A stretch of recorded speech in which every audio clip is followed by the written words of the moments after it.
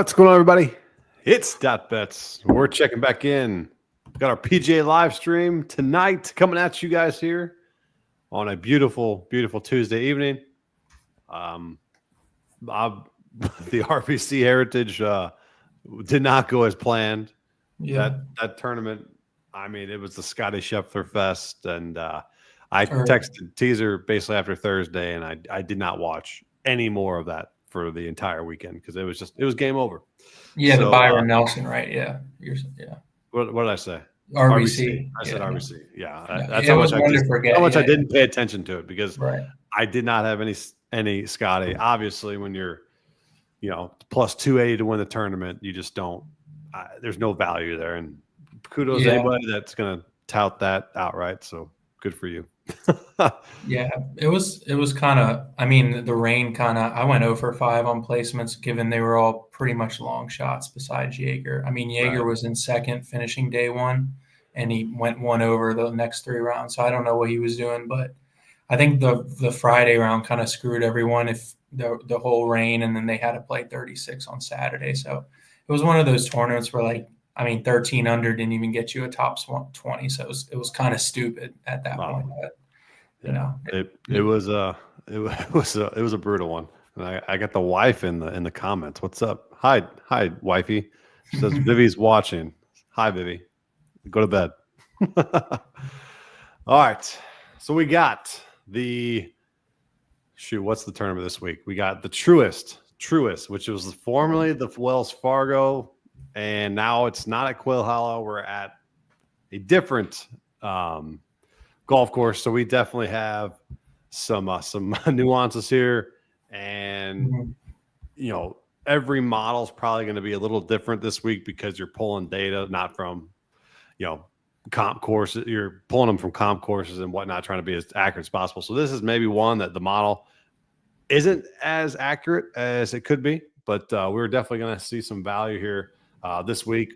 A signature event, which I tend to do a little bit better at these signature events. I don't know about you, Tees, but I like them. I like the condensed format of them, and usually the studs come out on these because they want the nice little payday.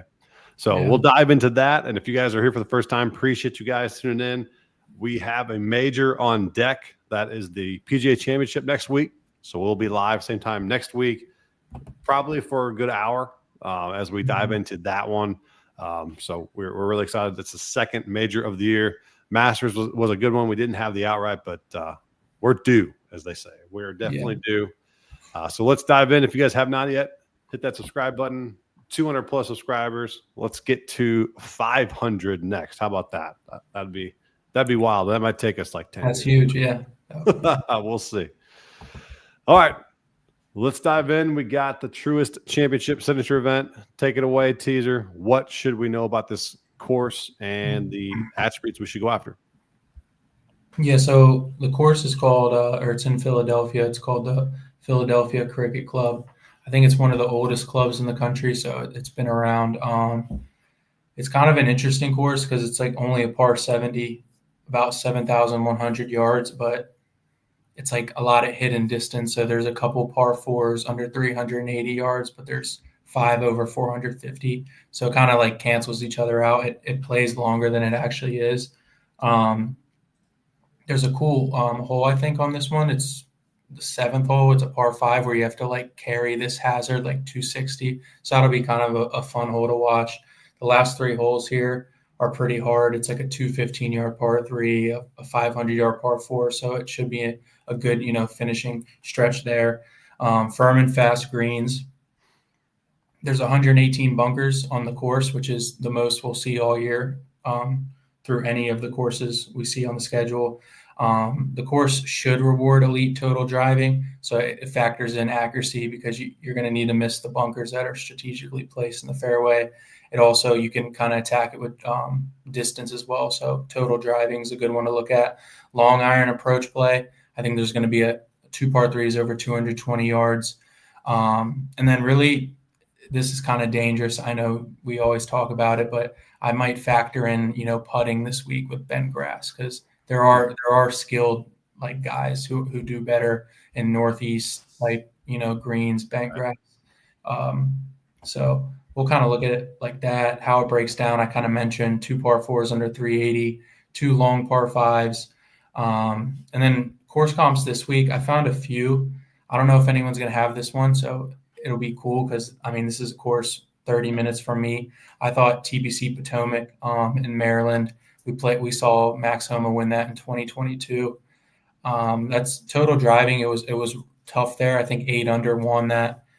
Has a lot more hidden distance than the scorecard shows. And then I think the Country Club in 2022, where Matt Fitzpatrick won, another Northeast bent grass with emphasis off the tee. So it's really just going to be the model will show is it kind of factors in a lot of Northeast because they do play different than what we see throughout the schedule. So comp course top 10, Xander, Morikawa, Cantley, which you'll see a lot if you're on Twitter this week. Everyone's going to be on him. Cam Young, Jordan Spieth, Hideki, Keegan, another one everyone's going to be on, and then Hovland. So everything that's a lot. Just to sum it up, key stats: tee to green, approach, total driving, proximity 200 plus. Yeah, and it's kind of more of a positional course where there's angled greens, and you just got to make sure you're on the right side of the fairway to hit to that particular side of the green. So it's kind of Augusta-ish a little bit on that front, where you have to know which side of the fairway to hit to, which side of the greens to hit to, and get yourself the best angle out there. So I'm obviously putting a lot of emphasis on strokes gained, approach, and then off. And then I would probably say more accuracy than distance off the tee if you're breaking a tie there. But to your point here, I'll throw the model up real quick, and we have Morikawa at the top, Sepp, Berger, Rory, Hideki at the top 5, Cantlay, Spieth, Henley, Lowry, Bradley, round out the top 10. I'm probably, Morikawa. I can never. Which one is this again? Which model? This right here. Okay, yeah, this one's good too. So, we'll always see. It's Morikawa is always going to be at the top there. It's like he always going to grade well in models, but I probably am going to stay away from him. I think he's made that. Although you can play the new caddy change, he just got Max Homa's former caddy who just won with JT. So if you want to play that angle, it could be a nice little switch up for him there with a new guy on the bag. So what do you think about that? Yeah, you're always trying to find ways to piggyback on somebody that he's got all the talent in the world, and he maybe just needs that added boost on his end, But Morikawa, probably just someone that I'm maybe going matchups or 3 balls or whatever, not necessarily take them outright. The one that I like the most up here right now is Berger. So Berger at I'm just thinking of I had the RBC in my head the whole time, but I'm just thinking like a positional course like that, that's like Berger's course right there. And then the next guy, obviously Spieth, but I'm tempted on Spieth, but I don't know if I'm going to be all the way there. But that 62 on Sunday was fun to watch. And then you had Henley. I like Henley again. The same kind of factor there, like the RBC, and then Keegan as well. You got those 4 are pretty elite for me, but it's hard to go up against Rory right now the way he's playing, and he could play at any golf course in the obviously universe right now and probably be one of the favorites with him and Scotty. But probably if I had to rank it myself, probably Berger, Spieth, Henley, or probably Berger, Henley, Spieth, Bradley on this front. But those are who I'm. And then I also like JT coming off of there too. But I think I'm going to piggyback with you right there on Xander. Basically because I'm a huge fan of Xander's. I'm probably one of his biggest fans in the freaking world. And it's about time he just takes off for the season. And if it's not now, I don't know when it will be. Unless he's just going to be injury prone all season long. I don't think he will be. I think he's getting over that. So I think this is a one week I'll get back on the Xander train. More than likely be a top 10 at plus 140. Finally get a nice one at plus 140 to get to basically start to play Xander. What do you think about Xander this week? Yeah, I mean, like you said, I think he's going to kind of be the outlier up at the top there. I know people are probably going to pivot to JT or Cantley there. I know we'll talk about Cantley more in a bit, but I mean, it's tough with Xander right now. Like, I mean, I don't think he's still injured, right? Like, he's gotta be fine at this point. But with the model I kind of put up, the strokes gained total Northeast, I think past 3 years, which what I was looking at was I think he's first in the field. Total short courses, second in the field. Strokes gained total. I also put in TBC River Highlands, which is where they play the Travelers in June there. It's a kind of another comp course. He's, fifth there. So everything kind of, goes in there with him. I think Bent Greens, he's top 20 as well. So I think it's just a matter of him just being sharp again. I think that's really what it comes down to. I know you said you'll take the top 20 or top 10, but I think the 16 to 1's a pretty decent number on him as well for the outright. So yeah, there you go. We'll get right into the outrights here, and I think starting the card at 16 to 1 with Xander is not bad. I'm fine with that. JT at 16 to 1, coming off of a big win at the RBC. You're going to, I think the most handles right now is Patrick Cantlay, so I'm sure his odds have gone down. 20 right now, which is pretty wild. I'm not going to get on that. Spieth 25 to 1's intriguing, but I think that's a pass for me. I'll probably start my card either at Henley or Connors. 30 to 1 Henley, 30 to 1 Connors. You two guys or three guys. If you've watched my streams or our streams, basically, if I'm on Xander, I'm on Corey, and Henley's basically right there with them in that category. Ball striker, putter, absolutely gets after it on short courses that you have to be accurate off the tee, approach shots. So it falls right in line here. So maybe a Henley 30 to 1, Connors 30 to 1, where you start it, round it out with maybe a Berger 40 to 1. Anybody else you see up there towards the middle that you like? Well, just to talk about this guy you mentioned, it's just like I haven't decided if I'll do it yet because it's just like when you go into a tournament, you're like, why did I do this? Like this guy has 0 shot of winning, and that's me with Cantley right now. So it's everything's telling you to take him. I was there at RBC. I followed him on Saturday. I think he gained 2 strokes ball striking the whole tournament. Like lost 1 stroke putting. So like I'm just trying to chase a good putting week, right? That's what we're trying to do with Cantley right now.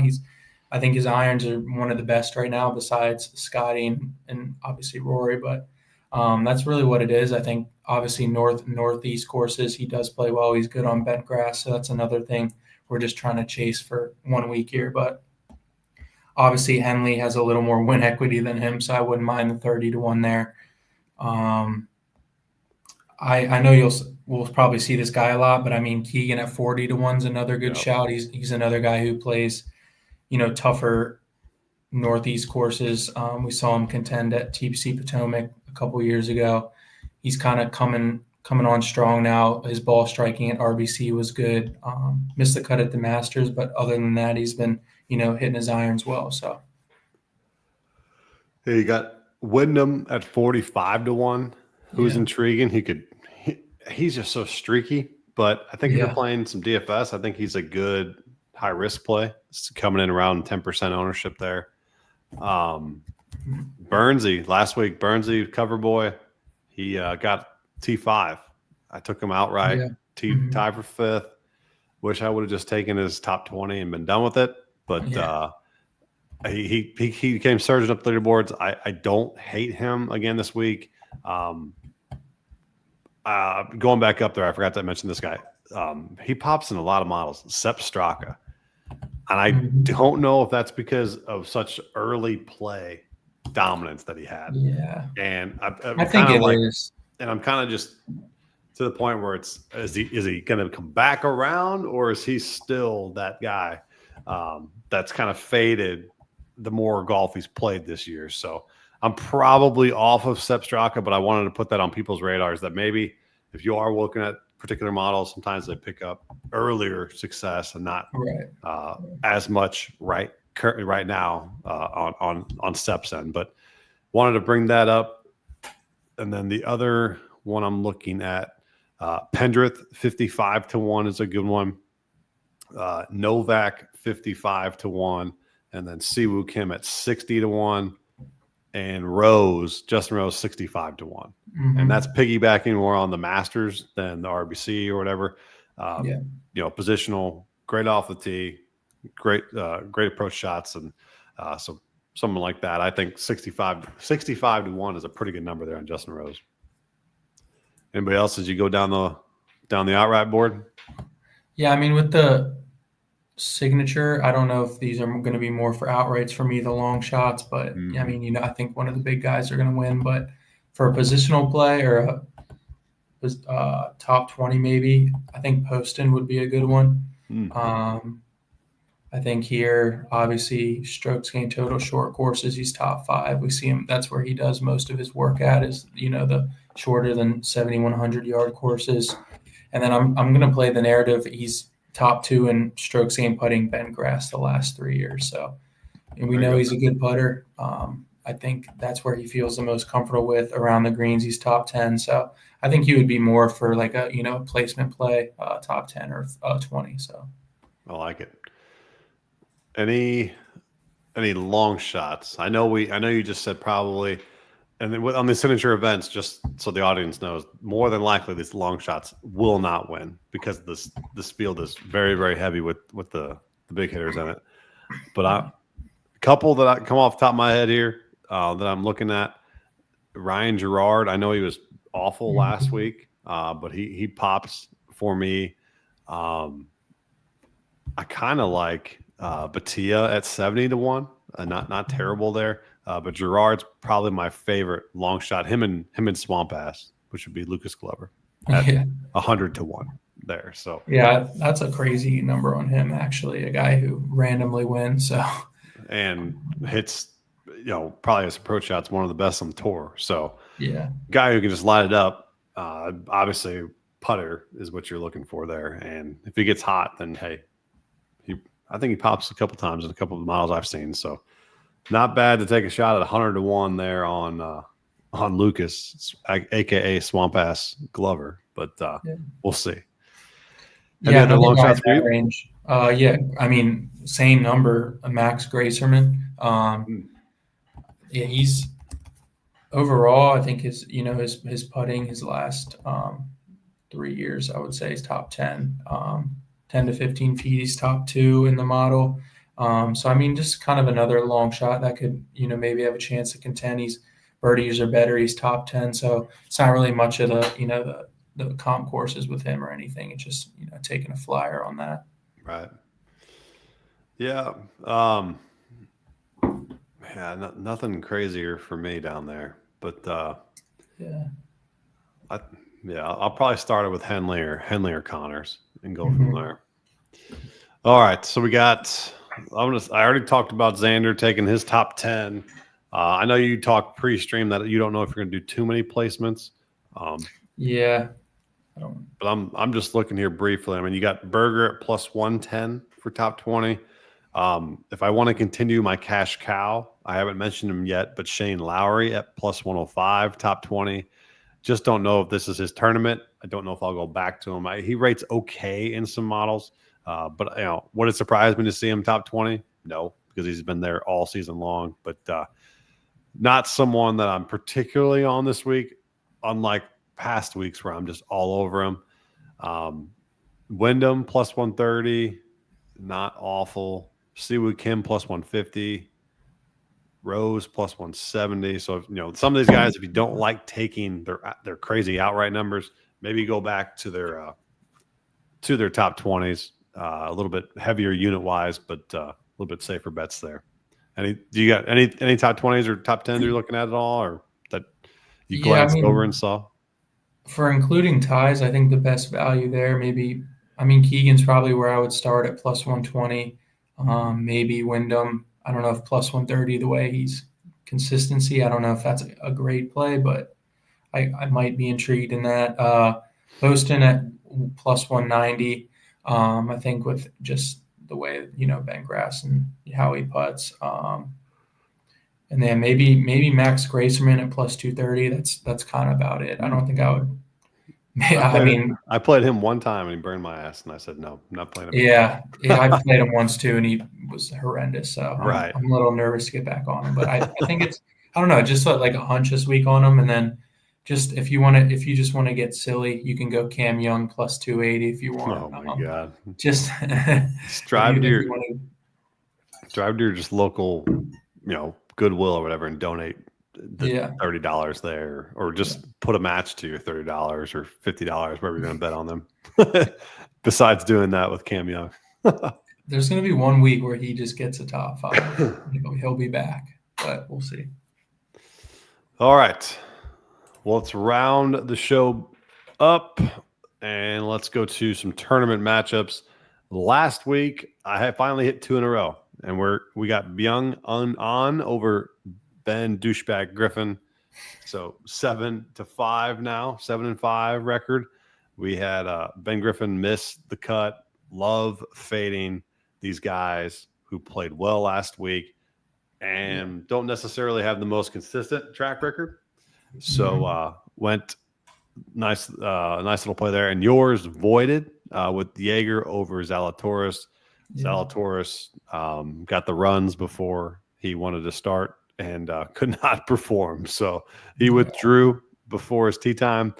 So no harm, no foul there. But we'll get back on the horse with another tournament matchup. You got any ones that you're looking at currently? There's a few, I guess, intriguing ones so far. I mean, I think they did a good job. It's tougher. There's not really any angles to attack this week because there's no course history or anything like that, so you can't really go that route with them. But I kind of like Clark over Rob McIntyre, Wyndham over Bob Mack there.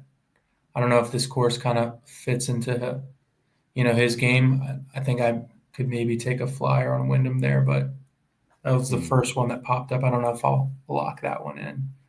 How about you? I wish Minwoo Lee wasn't against Sam Burns because I wanted to go up against Sam Burns. Yep. And fade him, but I can't fade Minwoo. If that was literally anybody else besides Minwoo. I know. I agree with that. And because Minwoo might win the damn thing, but he also might be dead last because he's just that. He's just that this year, basically. Very inconsistent. Yeah. But man, I really wish Burns was up against somebody else there. But I think I'm gonna roll with this one here. I cannot believe I'm doing this, but I think I'm gonna go Berger over Lowry. That's gonna over Lowry. Yeah. Over Lowry. It's probably gonna bite me in the ass, but I'm thinking I just don't have a big hunch about Shane this week, and I think this is gonna be a Berger-esque golf course where he's just not gonna wow anybody, but he's gonna be there. He's just gonna be around. So minus 110, I'll take that over Lowry. Let's go with that one. What was your final one? Or your finalized one? And I'm in between two. I kind of do like Connors over Fleetwood. I just don't know. I feel like Fleetwood's kind of an outlier as well this week. You don't really know which way to go with him. So I guess I'll take the alternate flyer, and I'll do for a plus matchup here. Clark plus 100 over Bob McIntyre. Or minus 105 underdog. But I don't know. I think that line's a little bit weird there. I don't think he should be a favorite to Wyndham, even though he's inconsistent. He hasn't been playing very well whatsoever. Bob Wyndham? No, Bob. Oh, that's what I'm saying. I don't like. I think what you're saying based on Minwoo, I don't think I would take Wyndham over anyone else on the board except Bob here. So, I don't really think I think Wyndham kind of fits the mold of this course. I know he's inconsistent, but he's pretty good on firm and fast greens. I think if he can just kind of keep it on the planet off the tee, he should be fine. That's a good way to put it right there. Yeah, he has trouble doing that sometimes, but like we said, he'll pop out of nowhere, so it could be the week for him. I definitely am intrigued by him this week. Definitely in DFS if you're playing high risk, someone that if you anchor in and you get him right, you can definitely be up there for sure. So. For sure, yeah. All right. Well, that does it for the Truist Championship live stream here. We will be back next Tuesday evening. We have the PGA Championship, golf's second major of the year. I'm sure we will have tons and tons of viewers, comments, unlike these ones that are in the middle where it's just tough to get traction. But hey, we're here. Yeah. Anybody that's just trying to grind their dick off like us to go through PGA season, we're here for it. So we appreciate you guys tuning in each and every week. We'll be back same time next week for next week will be good. It's going to be a good one. If you got to watch the stream, it's going to be got a lot of storylines too. Spieth going for the Grand Slam, career Grand Slam, Rory playing the best he's ever been, Bryson coming back. There's a lot going on. JT get his third major. So, there's a lot going on. I like it. All right. So we'll see you guys same time next week, and let's cash some tickets. Full cards will be out tomorrow evening. We appreciate you guys. See ya.